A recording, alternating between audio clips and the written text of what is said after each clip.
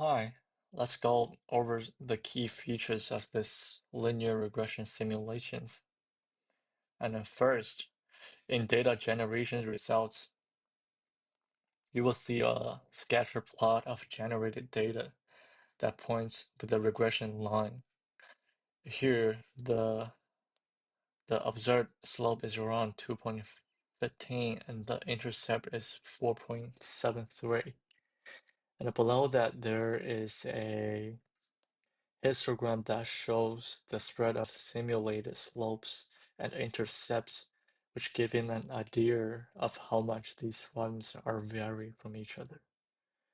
And in the hypothesis test, we can also check if a parameter like the slope is significantly different from a chosen volume.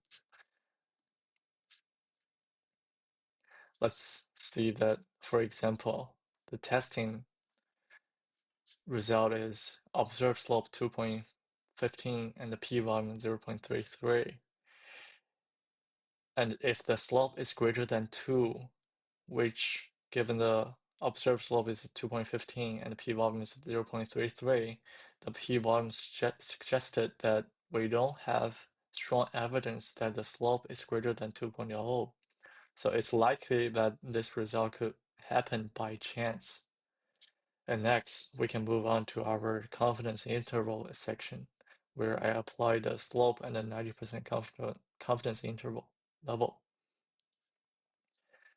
And in the confidence intervals, we can calculate a range for the slope with a 90% confidence level, and our interval is roughly 0.99 and 2.83.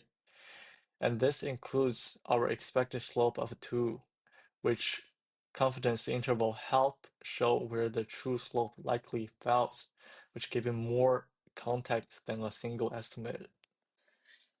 I increased the sample size from 50 to 100, and compared to the previous result with a smaller sample size of 40, the new results with a sample size of 100 show greater stability and precision in the slope estimate.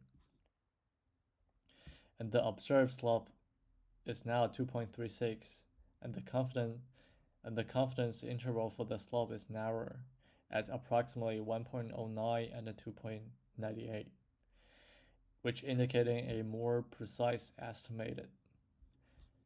And additionally, the high p-volume of a 0.83 in the hypothesis test suggested that even less evidence against the known hypothesis than before, which showing that the observed slope is well within the range of expected volume for a true slope of 2.0.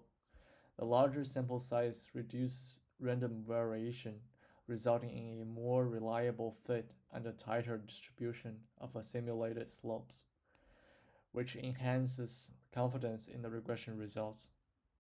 Testing different inputs can also reflect some interesting things, such as a larger sample size or lower variance could narrow the confidence interval, which makes our estimate more precise, and the higher variance spread out the slope estimates. And that's all.